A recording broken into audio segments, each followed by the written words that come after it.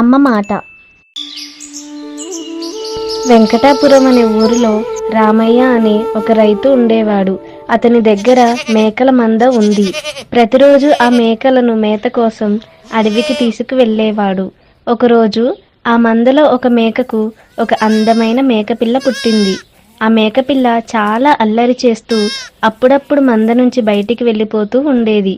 ఆ విషయం గమనించిన తల్లి మేక పిల్ల మేకతో ఇలా అంటుంది: అడవిలో క్రూర మృగాలు ఉంటాయి, మంద నుంచి బయటికి వెళ్ళొద్దు అని గట్టిగా హెచ్చరించింది.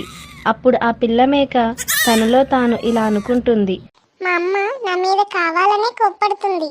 నేను బయటికి వెళ్ళి ఆడుకోవడం మా అమ్మకి అస్సలు ఇష్టం లేదు.